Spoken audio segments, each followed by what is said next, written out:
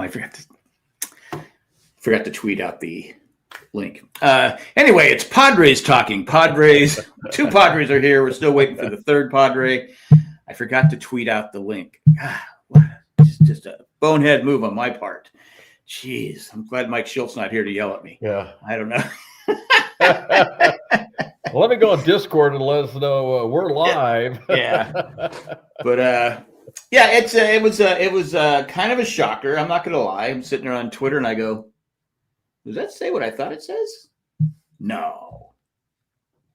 First, I thought he was fired. Then I saw he quit. And I get it. I mean, nobody should have to receive death threats from managing a baseball team. Yeah.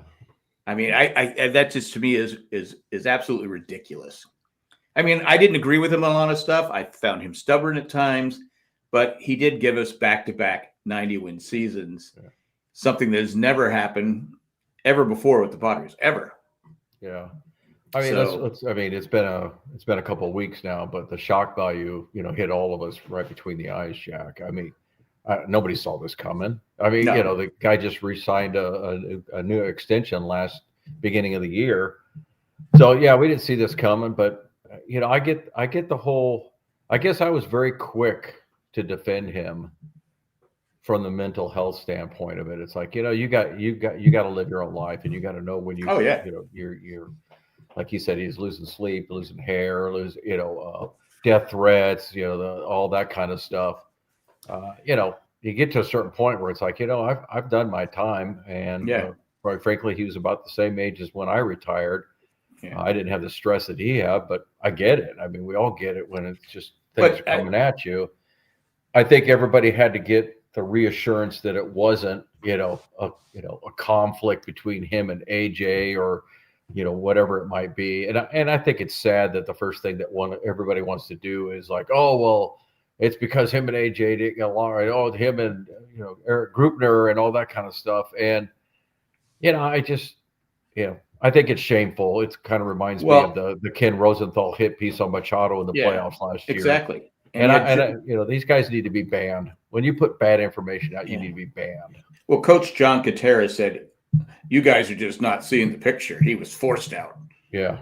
And then everyone goes, do you have a source? You have something? And he goes, no, come on. He was forced out. And I'm like going, all accounts, he decided it was enough. Yeah. And I said, so I never was a big fan of Coach John Gutierrez anyway. Yeah. But on that one, like you said, he shouldn't be posting that stuff unless he knows for a fact. And then you got a lot of Dodger fans going, well, it's a problem with Tatis and Machado in the dugout.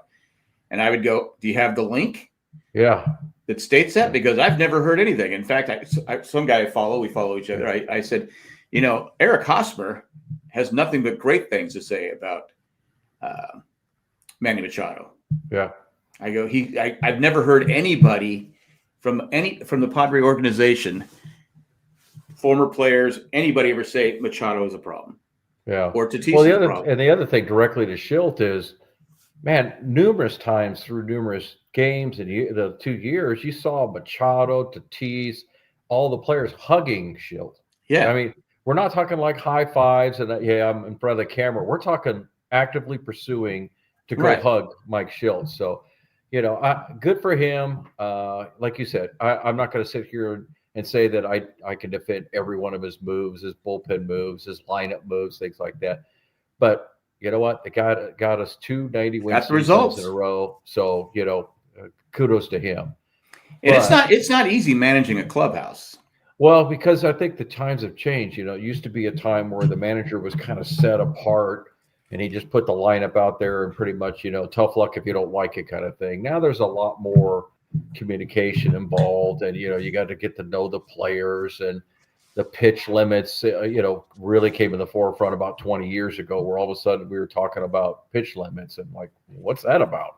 I mean, you and I, Jack, we grew up at an age where guys were throwing 300 innings, and okay, what's the big deal here? Randy Jones had 25 complete games in I almost said 1776, but 1976.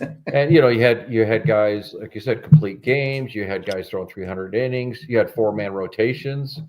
Through most of my childhood, it kind of went through I got to about the 20s, and all of a sudden the five-man rotation kind of came to fruition.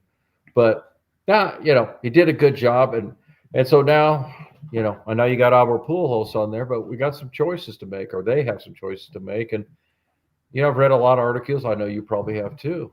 What's the right direction? And I kind of got this mental pro and con thing on all of them. With Pujols, you get the guy in the clubhouse, like, who can ever go up to Pujols and say, "You don't know what I'm talking about. You've never Exactly. been through." Forget the physical stature, just the fact that this guy no one's going to argue it. This guy's a future Hall of Famer. He's first ballot Hall of Famer. Yeah, first ballot Hall of Famer, one of the probably best 10 players in the history of baseball. He's got obviously the Latin America, so a lot of people are concerned about Machado and Tatis, and they got somebody they can go to and all that kind of stuff. So you've got that. He's got a little bit of experience. He's done the Caribbean and the WBC, I believe, is on his agenda going forward. So that's the pros of him. I don't know if you had any more pros or not. Well, like I said, my biggest pro is if Dave Roberts comes out, he's not pushing him. Yeah, he's not going to push Albert Pujols, because Albert Pujols would just put him grind him into dust. But no, at first I was like, because I saw the Angels were going to, I go, why would the Angels want to hire Albert Pujols? And I go, I forgot he did the WBC managing, and he does have, like you said, he is one of the top players of all time. It doesn't always materialize as a manager, but I go, but it's the Latin connection. I said, and plus he's coming into the Angels situation is not a good situation to go to. Yeah. I mean, they only gave Suzuki, was it Suzuki? 1 year deal. Yeah. 1 year deal. I mean, who takes that deal? Right. Now the cons though, Jack, that I see is my concern that if he gets it, he's going to want his own guys. And I really like our coaching staff, specifically Ruben Niebla. And I'm not, we obviously went through Balsley, and I remember when Balsley left, I'm like, oh my gosh, who are we going to get to replace Balsley? Balsley was money. He was money, and then you get Ruben, and it's like, oh, well, there's more money out there, And so that's always a possibility, And now the name that I've heard thrown out there is that Ramon Martinez, which is Pedro Martinez's brother. Right. Obviously a very good major league pitcher. I've also heard as a bench coach, that he'd want to bring like Yadimir Molina, which that would be good. He wants to eventually go into coaching. He's a catcher, right? So former catcher. So he, obviously catchers, good bench coach. Got the fire in him, right? I mean, that's the thing.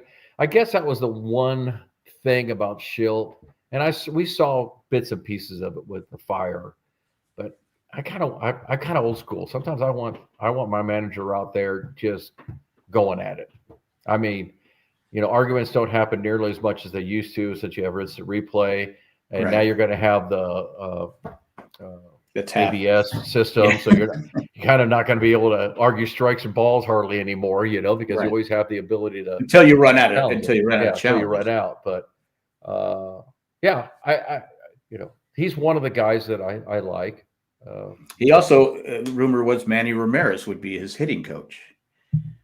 I've heard that. Yeah, Manny Ramirez is a great player, but man, I don't know if I'd want to teach his swing to other people.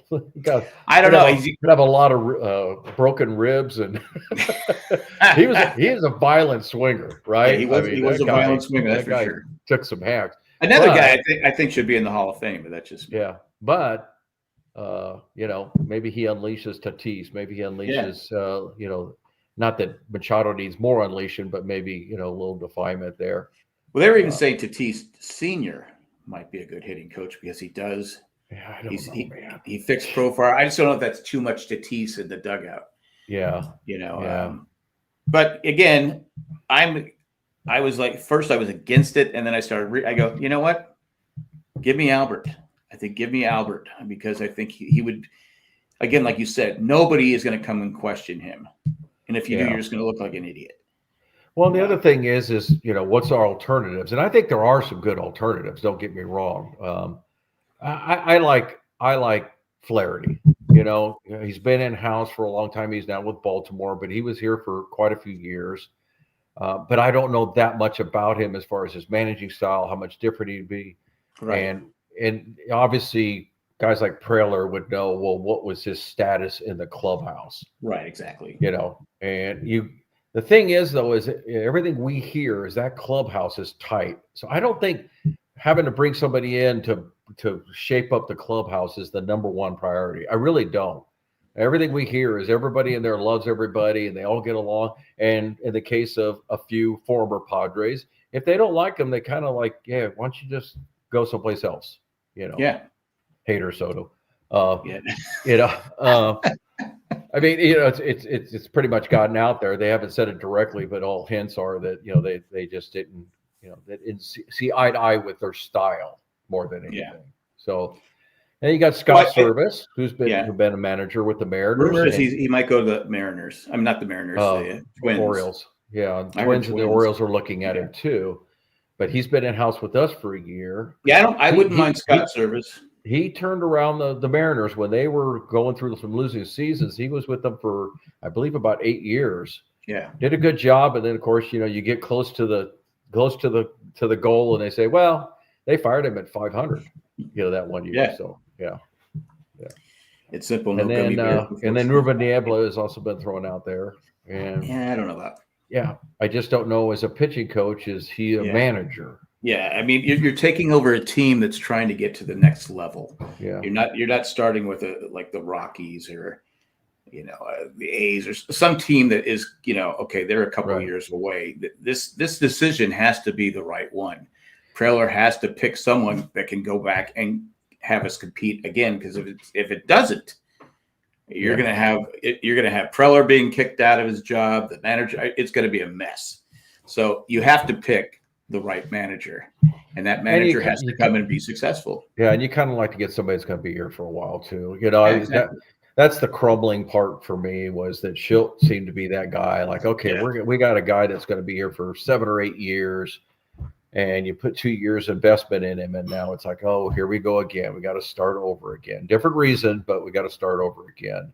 Yeah. One thing that I would like to see is a little bit more steadfastness for our Padres.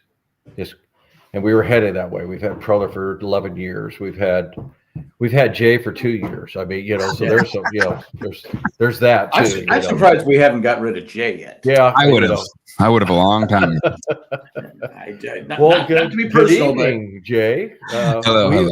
So we've already solved the ills of the Padres. Oh, okay. So what did you guys decide? It was Pujols or we did not decide. We haven't decided that yet. We've discussed the merits. So without hearing our merits, what do you think of Pujols, Service, Flaherty, and let's leave it with Niebla? That's the 4 we've kind of talked about. For me, it's Pujols or Niebla.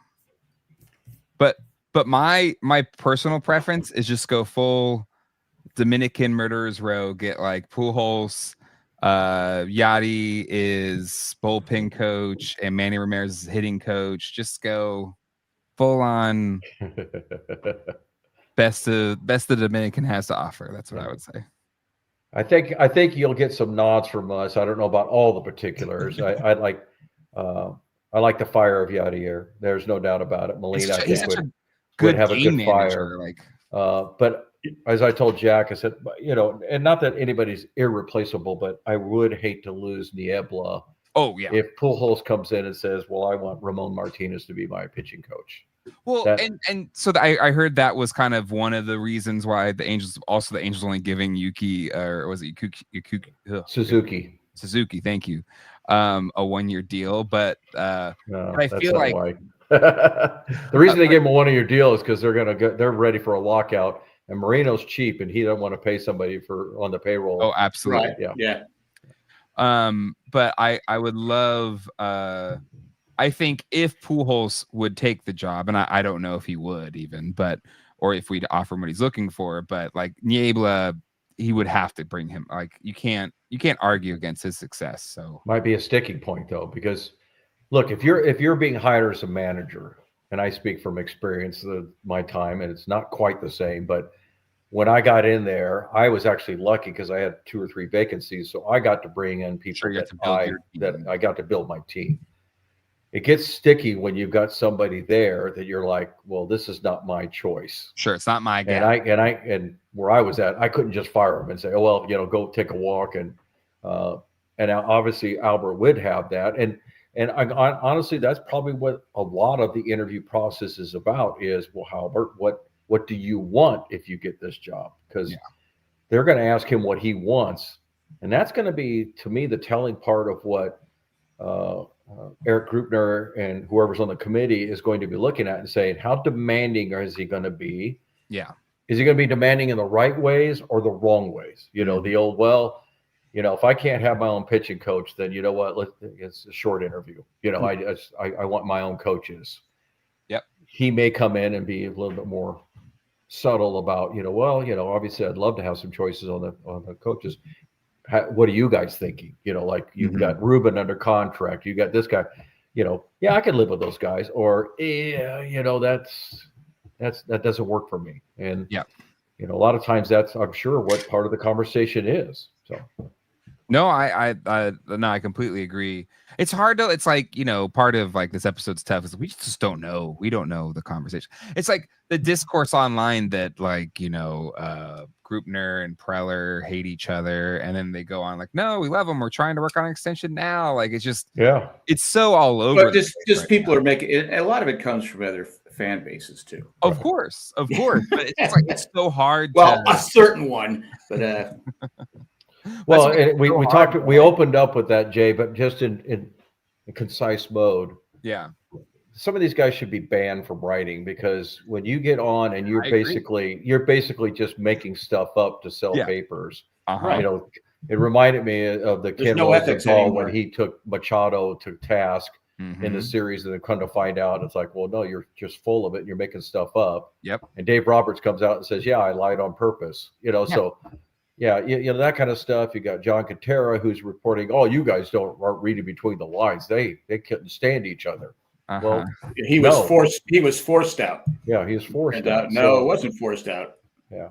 So I tell Jack, and I really do agree that mentally, I think it's true. He was just fatigued. The death threats, losing sleep, which is no fun. We've all been through stressful times of our life, but can you imagine that exasperated by 162 games? I mean, that's a heavy stress job, man. You eat, drink, and sleep in your office and in the dugout and on the plane.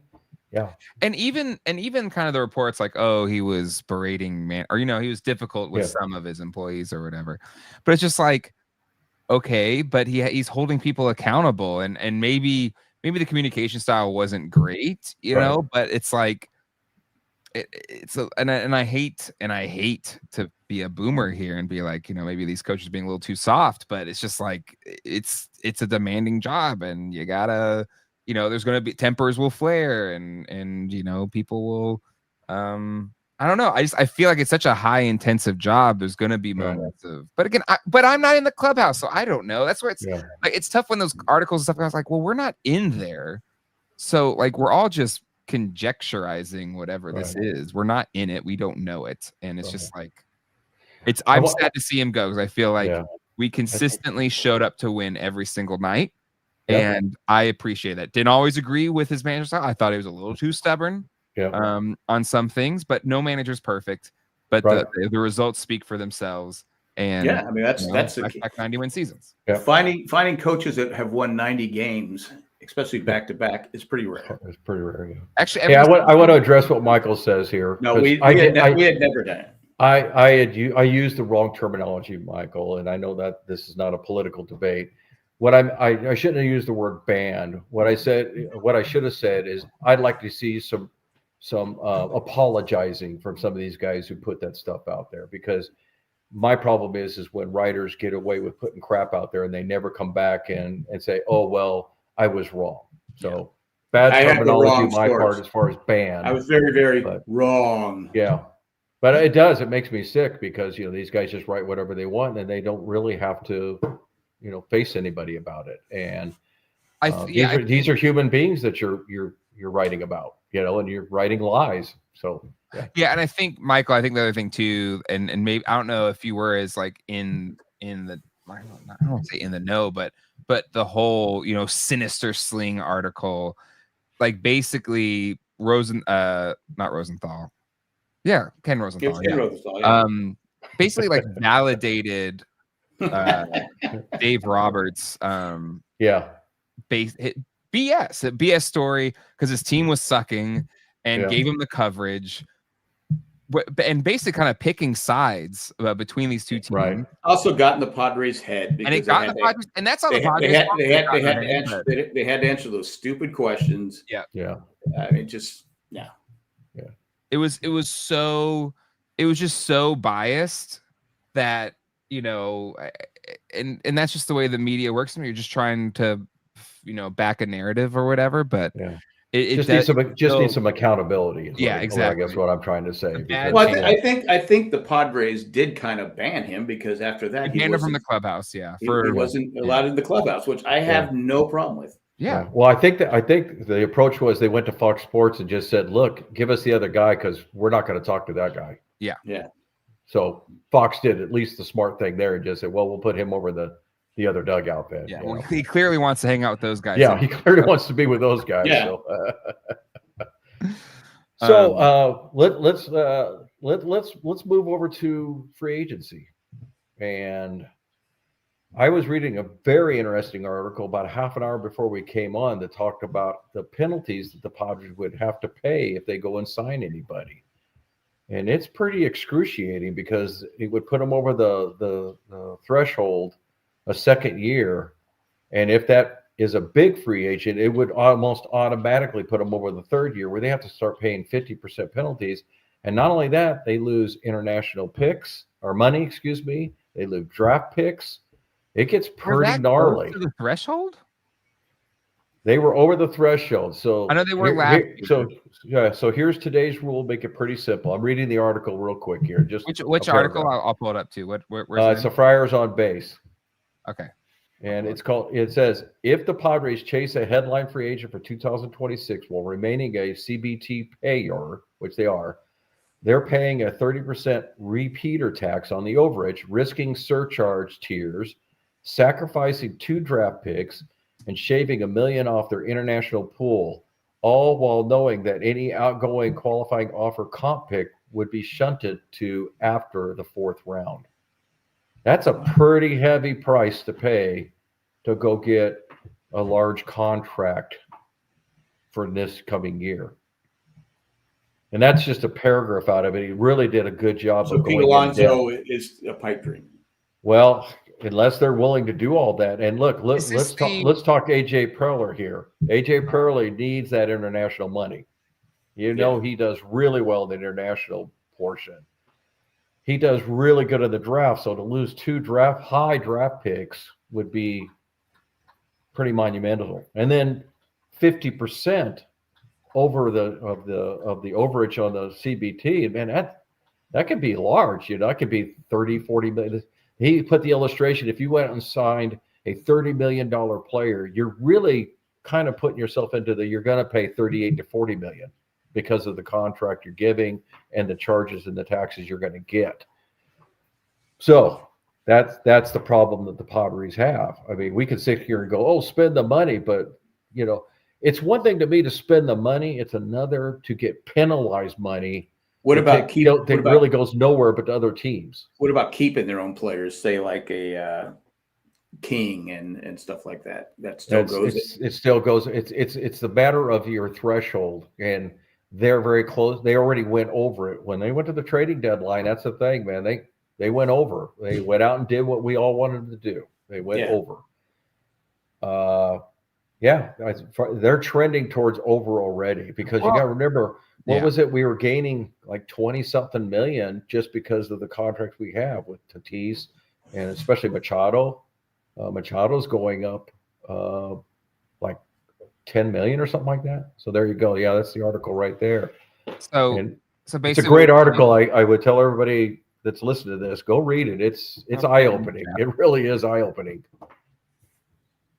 I agree, Michael. It shouldn't apply to smaller market teams, but there's just a lot of things that do need to get fixed in the next. Well, Why we're gonna have a lot. I put on Twitter a while back. I said small market teams that don't have big TV contracts first thing they could do is eliminate this whole luxury tax for those teams because they can't afford it. The Dodgers, it's not going to stop them. Yeah, it's not going to even slow them down. They're going to say, "Oh well, we're making $10 billion from Japan. It doesn't matter." Yeah, exactly. Well, and the big thing is too is, and I really wish I would have kept that. There was a thing on Twitter, and a guy really got down to the microscope, excuse me. But talking about the difference between the Dodgers' revenue and what they spend, and they are number 2 to the Mets in what they reinvest of their revenue. But that's a percentage thing.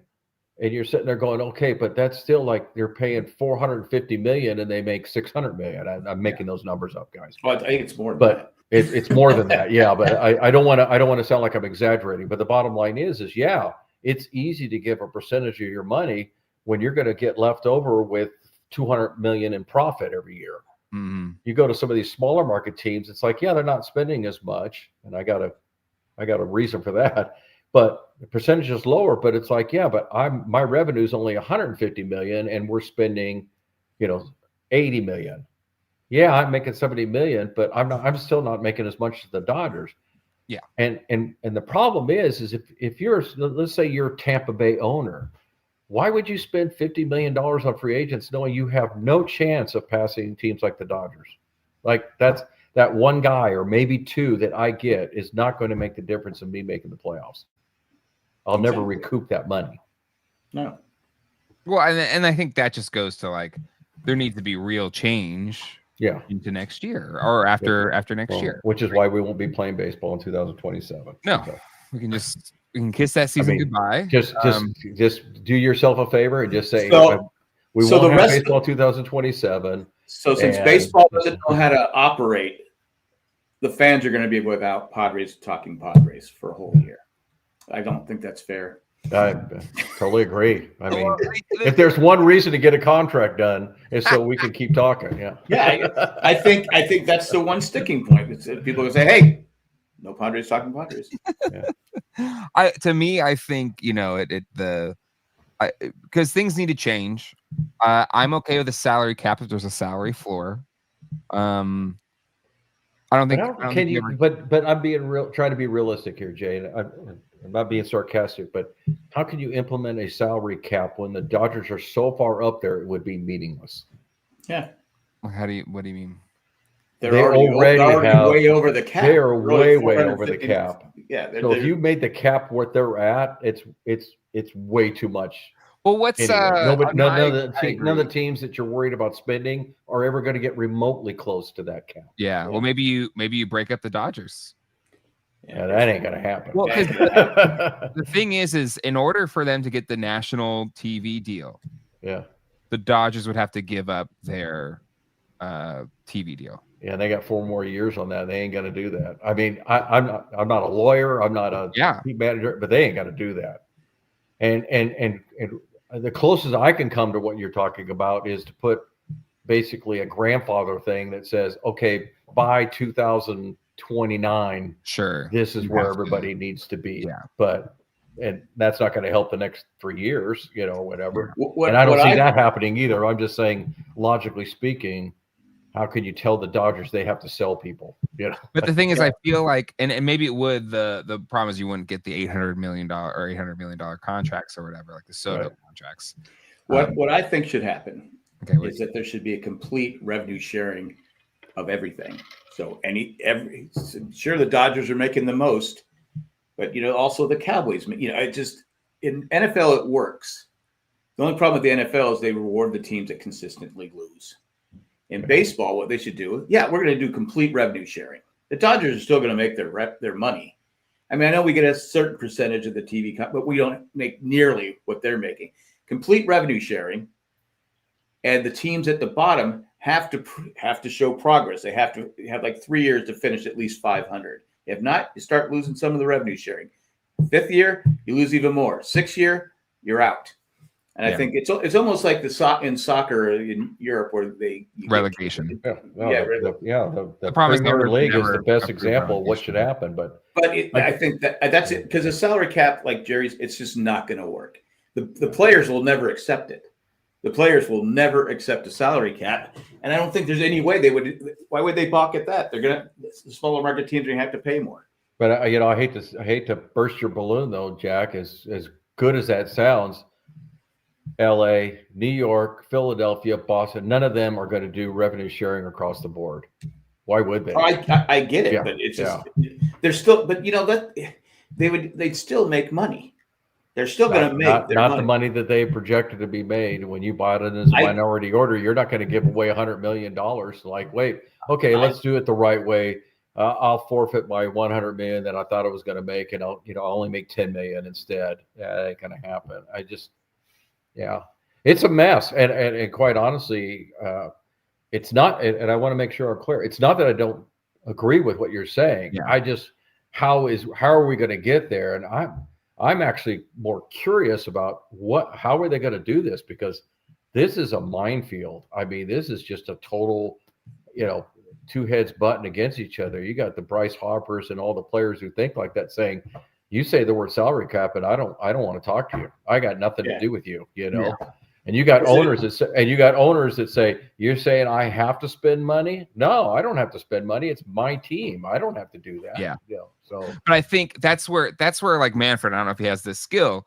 He has to have the vision to say, hey, the reason why the MLB is, the MLB makes most of its money from ticket sales for the games, because they have about 80 games, home games a year or whatever. 81. That's the majority of their revenue. TV is a smaller portion. NFL, the most of their revenue is the TV deals that they have, right? It's not as much from ticket sales. So like Manfred has to have the vision of our viewership is going up. We're gaining viewers, and this is a product that is becoming more and more something that people are watching on TV and younger generations are watching on TV. And you're seeing those numbers. And the games are shorter. It's more enjoyable to sit down and watch a baseball game now. You're not going to see somebody fidget with his cup for 30 seconds in between a pitch, or have a pitcher do nothing or whatever. I kind of enjoy that though. Yeah, it's kind of fun. They pick their nose. Yeah, pick their nose, blow out their cup. Yeah, that's baseball. But and so Manfred has to say, like, owners, do you want to double our TV revenue that we can then share amongst everybody? Everybody gets a bigger piece of the pot. Like, that's the vision he needs to sell. That the rising tide rises all ships kind of thing of a national TV deal. That's at least to my mind, as I'm reading the tea leaves and hearing what Manfred is saying, is getting a national package TV deal where they're getting more revenue from the TV side that's distributed more equally across all of the teams, will kind of offset the need for the salary cap or whatever. Like, and more teams will have more money to spend on their players. We need to forget about the cap. It's never going to happen. Yeah. Or just so Jay, what you said was very eloquent, and I have to say you lost me when you said Manfred. So I mean, after that, it might as well have been Charlie Brown, because Manfred's going to do something. Oh well, why bother talking about it then? Yeah, I don't disagree with you. I'm not saying he's the best messenger for that at all, but that's what you would need. You would need to say, this is the future of, like, we're already generating a ton of revenue. Like we're par to par with the NBA. We're better than the NHL. And that's not bragging. But the only reason the NBA is higher, because again, they get more TV revenue. So like, if you unlock the TV part of this puzzle, the MLB could make a play at maybe not, but like at least closer to that. What Manfred has to do is convince the big market teams exactly they will make more on a national, and he has to go out there like Goodell. Roger Goodell, I hate him. He's a piece of crap. But you got to admit, he knows how to get these TV deals. I mean, he's they're on every Netflix and whatever it is. Love him or hate him though, Jack. He's Jerry Jones' mouthpiece. So I mean, whatever Jerry wants is what he does. Well, whatever Jerry. Well, I get it, but you have to. Manfred has to go out there and start talking to Fox, talking to Amazon Prime, Apple TV, all these big things, and this is what we're going to make, because NFL 66% of their revenue is from TV contracts. Every team makes the same. They make gobs of money. So anything else, people coming in the door and all that other stuff, is gravy. Well, but baseball has the advantage that they have 80 home games versus what? Yeah. 8, was it 6 or 8 home games for NFL? Usually 8 home games for the NFL. Well, every other year it's 8 or 9 9 because they have 17 games. But still, like, so you already have that built in, and for the teams that like sell out, like the Padres, that's a huge revenue driver. So if you could add, like, for each team having this better piece of a TV pie, like it could be But explosive. you have to. The small market owners have to. Because the NFL, I think you have to spend 89 the product. Yeah, you have to spend 89%. Exactly. You need something to say. But people also forget in baseball, you also have a farm system. You also have your employees. It's not just the payroll; it's everything else on top, huge traveling and stuff like that. But you have to spend that money. You have to spend it, and I think that's the only way it's going to stop. Because the Dodgers, I guarantee this year, if they win or lose the World Series, they're going to go after Tucker.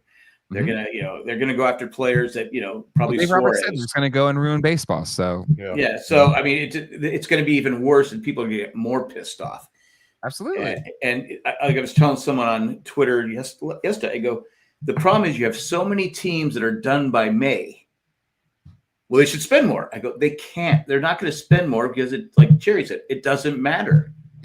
They can't. The Padres are the example. They spent more, went into debt, and then MLB made them basically shed a bunch of their debt so they could get back. Well, we lost our $50 million TV contract, our $50 million TV contract. But that makes a difference, right? It does. That's $50 million. Yeah. So there's always a couple of issues that come up. That number one, you're talking about 30 different owners, and you're talking about whatever it is, 600 different players in a player association. So that complicates everything. I used to manage a couple of departments, and man, getting 3 people in the room and trying to agree on something was difficult many times because you have the opposing and polar views and everything. I mean, I love the ideal of a national contract, where you drag in all the people you guys talked about, the Amazons and all that, and you piecemeal it and say, hey, we'll give you, you're buying this steak or you're buying this steak. Here's the 4 steaks you have in front of it. You can get the filet mignon, which is most of the games, and some other prime time, and you get this one, you get that one. And if you really just kind of want to dabble in it, you can get the Thursday night game or whatever it might be. And that's how football does it. They sell bits and pieces, and we're going to help your revenue stream because now people have to sign up for what you guys want, and all that kind of ad stuff. revenue. Yeah. The problem I see with some of that, though, is unless they find a new player, people are already on football Prime. They're already on football Apple. They're already on football, NFL Network. Sure. So where's your additional people getting in on these things? Because NFL really smartly, as much as we all hate it, they went and already got all those things already. Yeah. So why baseball was if I'm Amazon, I'm going, I already got the sports guys already. If we go baseball, then we're just sharing them with football right now. I mean, Twitter. It's a different. I think one is a different kind of audience. It is getting younger. I don't know if it's as young as the NFL, but the thing, like, to me, it's the reason why I think any sport, and it's sport that's growing, not lessening its audience, is that it in a world where fewer and fewer people are watching live TV, sporting events are some of the few things where you have a captive audience. What's that? It's all I ever watch live. Right? Exactly. Yeah. It's one of the few things that I'm not young, Jay. Yeah. I'm not. I'm 40. We're out of demographic, Jerry. Nobody cares. Nobody cares about your advertisement. Well, you're making it specific to the younger generation. I'm here to tell you that there's a lot of people, all ages, that have quit watching live. Exactly. Yeah. But that's the thing. So sports and award shows are some of the only things that people still watch and have to watch and want to watch live. But and even award shows have have dropped, like their ratings have dropped too. So what's that?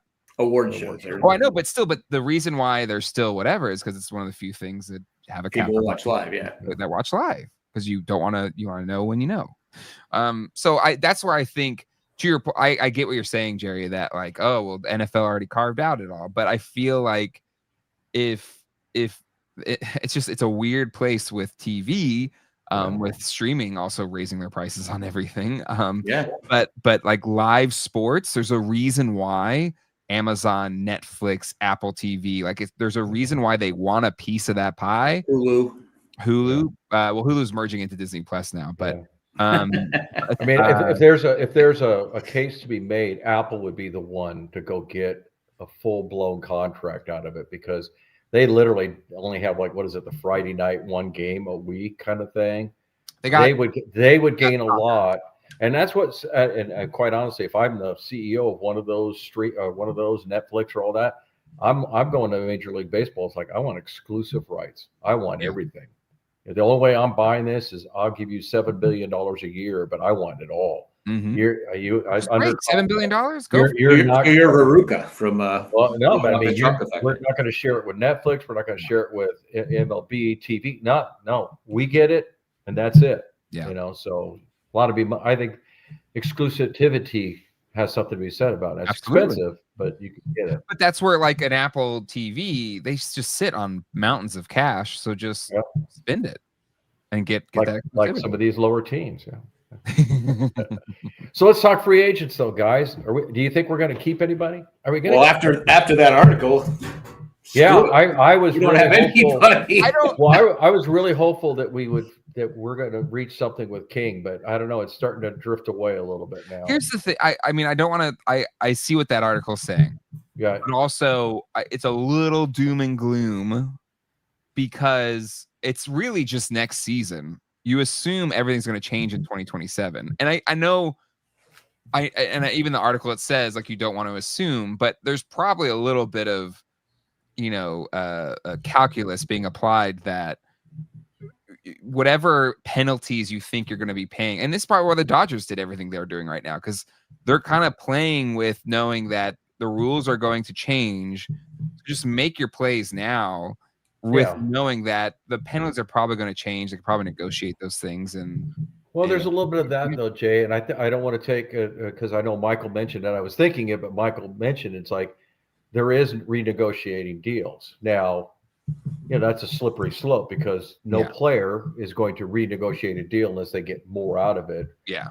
But you can go to, a select few players. There are not many, because the three biggest contracts are basically through the end of their life, baseball life anyway, But, you could go to a Pavetta, who you recently signed, and say, hey, we'd like to make this a 5-year deal instead of the remaining 2. Well, there's only 1, and then there's a player option. So don't forget that. Yeah. So he's really only here for next year, and then he's got an option to go. So those are the kind of guys you can go to. It's like, well, we'd like to sweeten the pot and take a little bit of the money, probably need everything. And as much as I hate the deferred game, there are ways to work around it. Now, the trick is you've got what was he saying? I think there's 7 guys that are under contract for the next 4 to 5 years. So you really got a limited scope of guys that you can really do that with. Mm-hmm. I mean, if we had a guy that was on an expiring contract, of $5 million a year, we said, hey, we'd like to talk to you about making it a 4-year deal, and we'll take some of that money now and we'll push it to later, kind of thing. Well, that'd be great, but I'm drawing a blank on anybody we could do that, because Darvish injury settlement. Yeah, probably. I think Darvish is the one that and I think Darvish may walk away. Yeah, and that's what I'm saying. It's either surgery, I guess, right, or. Well, he's expressed an interest in being in the Padres organization, much like Hideo Nomo was or is. And I would gladly have. I would have his pitching coach. Well, and well, that's not a bad idea. I never thought of that, Jack. That's a good one. But there is the idea that he is a very moral person. He's very straightforward. Mm-hmm. My buddy Michael even suggested that he asked me the question, and I said, well, I don't know the answer, but that sounds like it could be legal, where the player could walk away from the contract and the Padres could pay him $18 million a year to be in the front office. Right. Exactly. Now you're taking it away from your player contracts and putting it into administrative role. And right. As far as I know, they could do that. It would have to be Darvish, though, that would have to make that happen, because the Padres say we're cutting you, well, they owe him the money. So And Darvish is nothing but class, so he might Yeah. do that. and well, there's questions of whether he wants to go under the knife, because that's what I hear is the decision making. He's trying to, he's been through it a couple of times. He's like, okay, I'm 39 years old. The arm can only take so much. Do I really want to do this? I got the rest of my life to live here, kind of thing. Do I really want to do that? So Plus, he'd be out a whole year, and then he'd come back at 41. 41. Yeah. I'm kind of hoping that they work out something. Like I said, put him in the front office, pay him whatever he's making. You can even drag it out over 10 years. I mean, maybe he, would take less per year. This for Mike. That being the guy who's going to shit her pants. What? Oh, we have the best audience. I'm making $250 a week. This guy's getting $18 million. Come on, man. That's not right. Man. I'm suing. Look, and he's got one of them in a sling, for crying out loud.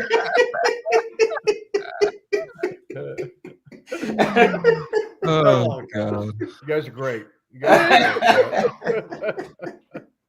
Oh, that's funny. But there's rumors about what the Padres could be going after, and I think this lends me. You guys tell me if you think otherwise. I think this lends me to think that the Padres' only activity this winter season will be trades, and trades being. And we'll see, I guess. Well, I'm just saying I don't see them as much as we'd all like to go see, go get Alonso or go get Josh Naylor. They're too expensive. Bring Naylor home. Come on.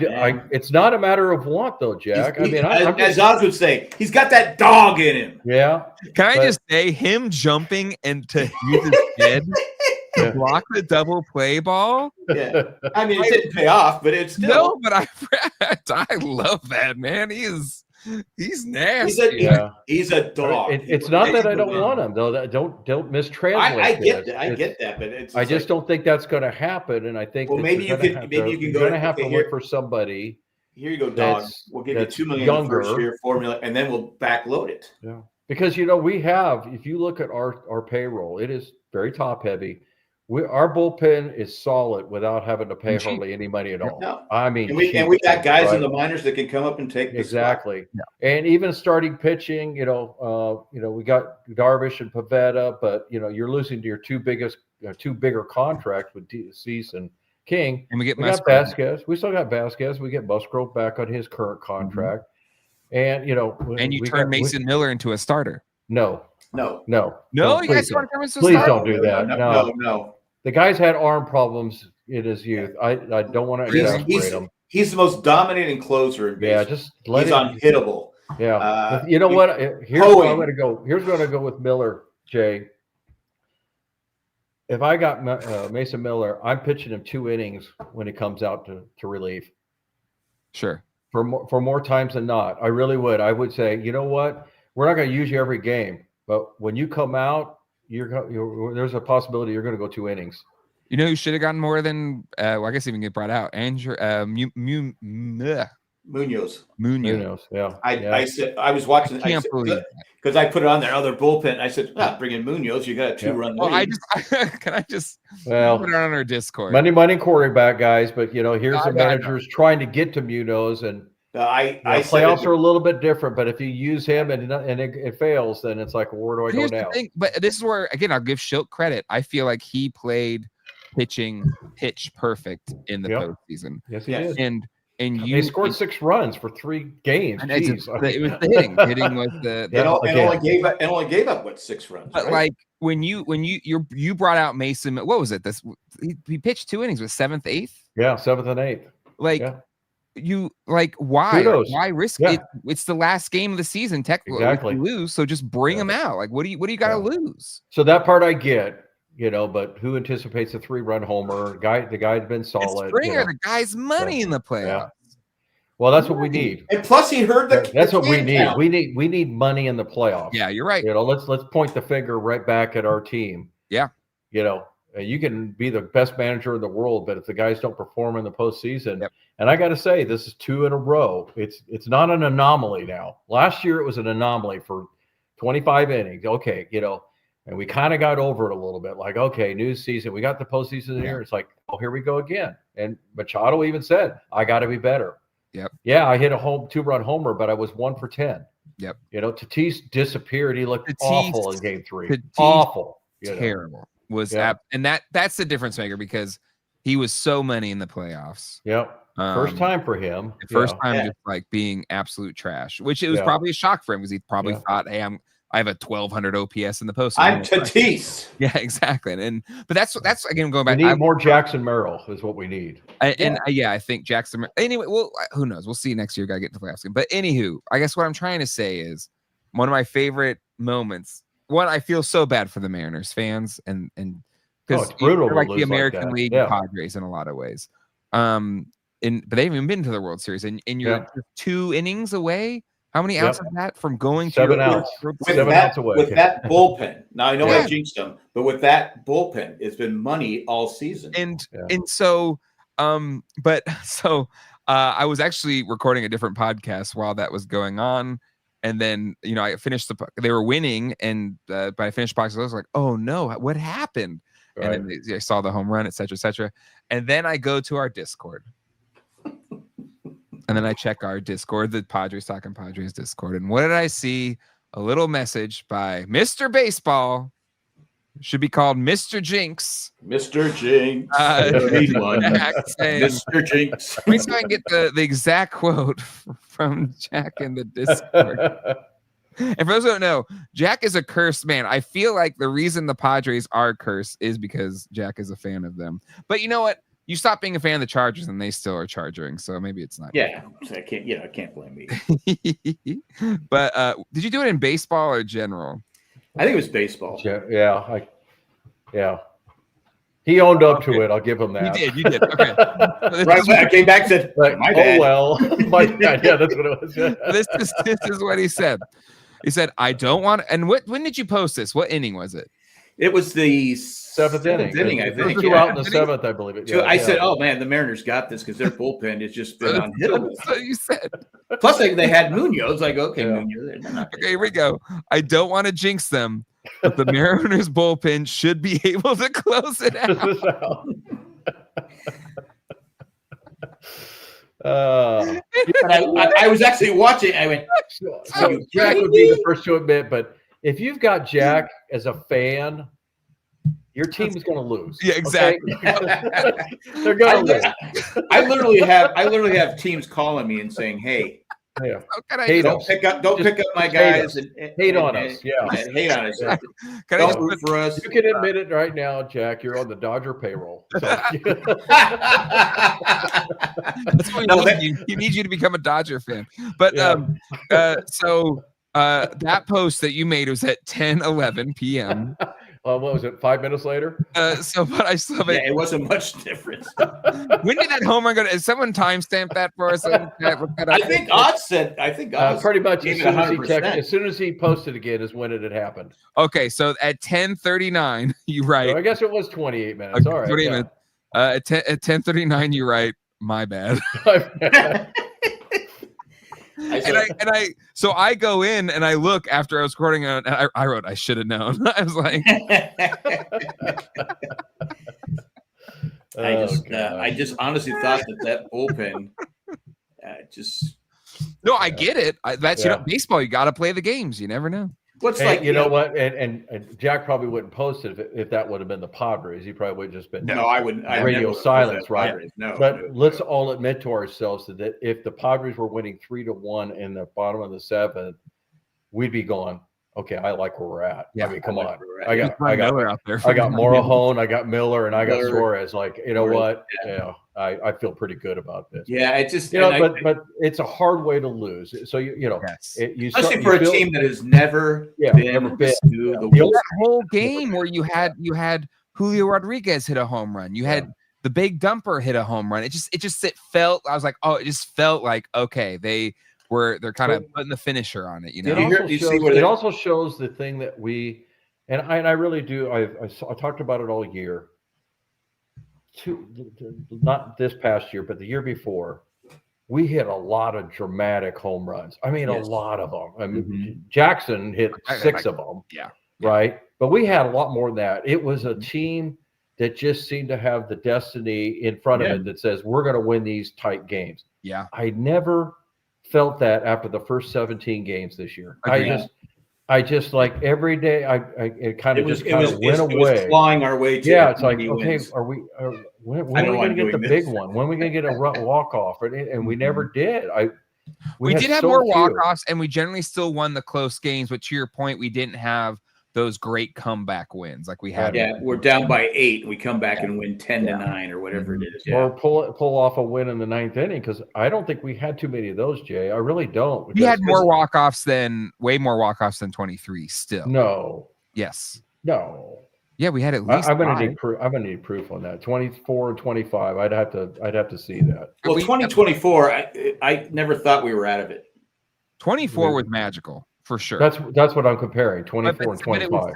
it was still like not. It wasn't terrible. I'll look up. Keep Okay, talking. yeah, because you got a better memory than me then, because man, at 24 it was like edge of my seat the whole way through the game, just waiting for the comeback. 25 Yes, after that, like Yeah, I said, those first we 17 fall behind games, a couple runs. I'd be like, Yeah. this is over. Yeah, and that's mostly started in the summer. I'm like, wow, because I remember being on the podcast and telling you guys like, where's the magic? We haven't had You said it a couple times, yeah. Yeah, and I don't recall it ever happening to a large degree. I'm not saying we didn't have any, but anyway, to me, that's the power portion that we still need to get. So Okay, this is interesting. what's that? They had 8 walk-off wins in 2025. That's it. That's 8 though. I think it's. That's nothing. I mean, Jackson had 5 on his own or 6 on his own. They weren't walk-offs. I think he had. Okay, dramatic comeback. He had like. Maybe I misworded it, but Sure. yeah, you know what I'm saying? The old 8th inning. If it's the bottom of the 8th and it's not a walk-up, but you just went ahead and now your pitcher goes in and saves the game. Sure. Yeah.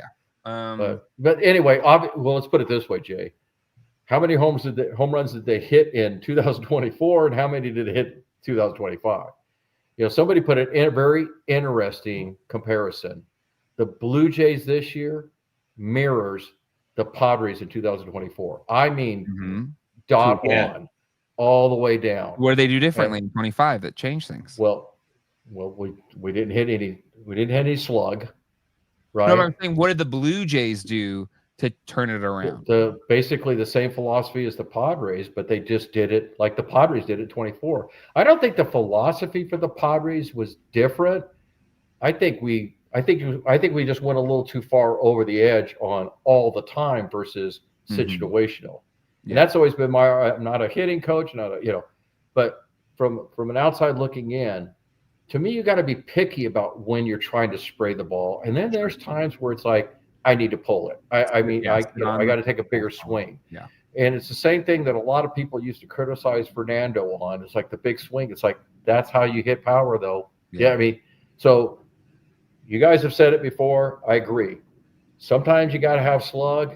Not all the time. There's a time to move the runners, as Jack likes to do. There's times to bunt, time to hit behind the runner. But we just did it all the time. I don't know about you guys, but the most aggravating thing about this team, we get guys on 2nd and 3rd with nobody out, and all we were worried about was moving a runner to get 1 run in. And I'm like, dude, go for it, man. We got 2nd and 3rd, man. Hit a double in the gap, keep it going and everything. Agreed. Well, the playoffs against the Cubs, innings all the time. We lost it when we had Bogarts at 3rd, nobody out. We didn't bring him in. Yeah. And that happened a lot, Jack. I mean, I'm saying in the playoffs, playoffs especially. against the Cubs, during the season, we go up 2-0. We probably win that game. Agreed. Yeah. But we did that in the season too, and We did it all the time. I think that's what was missing. It's like I can buy into the small ball every once in a while, where you got 1 out and you got a guy on 3rd, and you're like, okay, we'll hit a sac fly. That's cool. But man, bases loaded or 2nd and 3rd, and we're bunting to get the 1 run in. It's a little bit too much. That was the one thing I disagreed with Schilt in the playoffs. We had runners on, Merrill was up, and they bunted. Yeah. That was a big mistake. Yeah. And I'm like going, okay, Merrill's been on fire. And he exactly. It wasn't like he was struggling at the plate. You got to let him hit. Yeah. And I was like, and I don't think we scored either. No. Yeah, you gotta let the big boys eat. Yeah, I mean that's the bottom line. You pay these guys $300 million Gotta feed or them. whatever. Gotta feed them. Hey, look, the bottom line is for the next 5 years plus, it's Tatis, Machado, Bogarts, and Merrill. That's it. I mean, they ain't going anywhere. So they gotta learn to eat at the right times. And, Exactly, I agree. And I think they know it. I mean, we're not saying anything that they don't already know, but yeah, gotta get going. But I'm interested to see what we do in free agency or more. I think I'm more looking forward to what I said before. I think the trademark is where Schwarber. is where we're going. Yeah. No Schwarber. And look, if they do it, then I'm right behind it and everything. But I just don't see it financially going to happen. I'm not disagreeing with you either, Jay. The rules will change, but to sit there and know what the rules are going to change, to what degree, I don't think management's going to just go haphazard and say, "Oh, we'll worry about it when the contract expires, and then we'll argue our point." You gotta have some clue that it might happen. Yeah, you can't just go in there. Hey, it's going to happen. Yeah, crap, exactly. It didn't happen. So again, but they need to at least start going. Hey, we got to stop punishing these teams that are spending money that don't have the money to spend. Right. I mean, it's not just us. There's a couple other teams that spend money that don't have these huge television contracts. So, well, I've said before, I was driving home from my favorite casino before the season even started. It's when the Dodgers had done their spending spree, and a radio host came on and basically said, nobody but a Dodger fan is going to like what I have to say right now. But the only way that you're going to stop this spending is if the Dodgers win the next 4 or 5 World Series, because it's going to take the New Yorks, the Bostons, the Philadelphias to say, yeah, we can't outspend them either. So now we're on your side, small market. Right. Teams. Yeah. And that's unfortunate. But he said nobody wants that to happen. But it's going to get to a certain point where it's like, okay, we can't outspend. We can't, you're talking about whether Tucker's going to the Dodgers. If they want him, they get him. Yeah, and if they want Japanese third baseman, the Japanese third baseman, if they want the only problem with Schwarber is he's a DH. Yeah, so he's a DH, and they got Ohtani. So. But someone was saying, "Oh, he's out there. Should the Padres go after him?" I go, "Why?" I go, any Japanese player from now on, I'm not going to even pay attention to it. If it comes, I'll be okay. But if not, I'm not going down the Sasaki. All right, let's we're right about the hour mark. Let's close with our World Series predictions. What do we think? Jays in 4. Jays in 4? Okay. No, I think if the Jays have to get to the Dodger bullpen, and I sent a tweet out to the Brewers on how you mess with Snell. It's like you step out of the box, you call timeout on before the first pitch. You just got to get in his head. And then Freddie Freeman was doing, he's waiting until then he would get in the box. And it was driving the pitchers crazy. Mm-hmm. I said, you have to get in Blake Snell's head. We know that. We watched him for 3 years. Yeah. And if you just let him get on, get in a row, boom, boom, boom. And of course, with Dave Roberts, they say, oh, great. He had to make one managerial move that mattered in the whole Brewers series. And he took Blake Snell out. Who laid down. He took Blake Snell out. Honestly, when they were taking, putting cameo shots on Roberts, I could have swore he was sleeping. The Brewers laid down in that last game, and I'm sorry, I'm sure it's incredible. Oh no, the Brewers were terrible in that series. But they went 6-0 against the Dodgers in the season. But then they were that last game with Ohtani getting 3 homers. They're just throwing him 99-mile fastballs down the middle of the plate. They were frustrated. They were done. And they did the Padres. And to give Ohtani the MVP of the National League, he sucked to them. He had one game. If someone goes, well, who would you give it to? I said, on screen. I'd give it to all 4 starters. I said, hi, Colleen. You're telling me that Blake Snell didn't deserve it? You're telling me Yamamoto didn't deserve it? You're telling me Tyler Glasnow didn't deserve it? That dude. Yeah, it's all about the marketing of him. They said, "Who's going to win the World Series MVP?" I go, "Ohtani could lose. They could lose four straight games, and they'd still give it to Ohtani." But it's like I was looking at those pitches, like, "What are you doing? Just pitching it down the middle? Like, what? It was brutal. But prediction wise, I don't care. I really don't. I don't Dodgers and Dodgers too. Dodgers in 4 or 5. I probably won't. I think it's going to be a really quick series. I probably won't watch it. Yeah, What do you I think won't. about the statistic? I have not watched the game yet. Okay, what about this? I did watch the Mariners that game. Yeah. Was it game 5 or game 7? Game 5. That crazy game against the Tigers. Yeah. I watched the whole game. It was an incredible game. It's one of my favorite games of all time because it wasn't my team. Is that the one with extra innings? Yeah, it went like 18 innings or whatever. 15 innings. I stopped in the 12th. I got to get some sleep. I watched the whole thing. It was honestly one of the best playoff games I've ever seen in my life. But well, you never saw the Red Sox and Reds back in '75. Well, no, because I wasn't alive yet. So in my era of watching, I got to say though, I am the definition of a bitter Padre.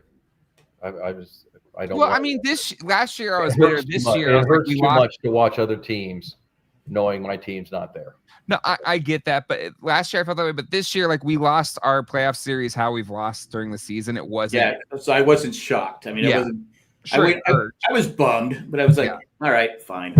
It's how they played all year long. Yeah. I'll be honest with you. I was rooting for Seattle. Same. I was rooting for Seattle and the Brewers. Neither one's won a World Series. Seattle's never been to a World Series. I was hoping they both would make it. At least one of them would. Obviously, I was hoping for the Mariners to make it. Didn't happen because as a Padre fan, as a former Charger fan, as a San Diego fan in general, you know what it's like to not finally get your shot. Yeah, finally get your shot. Yeah, and to have a bullpen just blow it like that because of one person's comment is ridiculous. But it's hard for me because I can't stand the glorification of the Dodgers. Same. Oh, it's brutal. It's just too much. It really is. I won't be really watching. I won't be watching the Dodger games. Yeah, for sure. It's really hard because I try and follow Twitter because right now we've got a manager thing going on with the Padres, and it's just overloaded with Ohtani and Dodgers and let's run baseball. It's just like I'm worn out. I admit it. I'm just worn out. I don't want to hear it. I don't want to see it.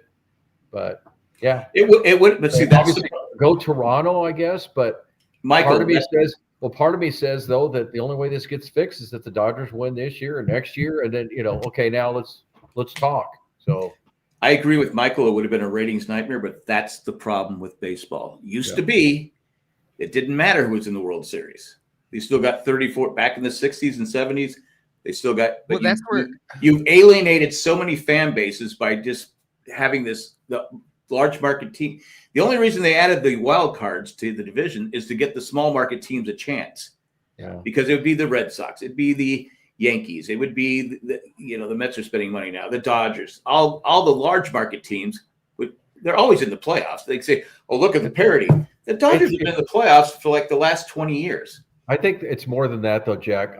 There's always been this thing. Whether you're a young, older guy like me, used to be the Dallas Cowboys were always in the playoffs. And then fast Pittsburgh Steelers, and then the New England Patriots, and same thing with baseball. You had the Yankees for a long time, the Dodgers, Yankees, and then Boston Red Sox and San Francisco Giants. I think that a lot of people just if you're not a fan, you get tired of dynasty. Period. It doesn't really matter where the team is from.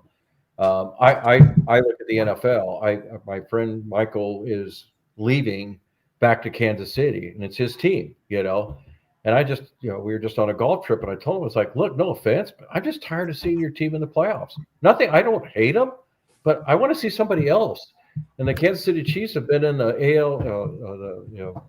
AFC Championship like 8 straight years now. You just get worn out on the same teams all the time. Yep. So Michael says there weren't 30 teams back then. No, again, the team, the Baltimores, the Pittsburghs, the small market teams competed. Yeah. Once they implemented the draft, because the Yankees couldn't go out and sign the big bonus babies and all that different stuff.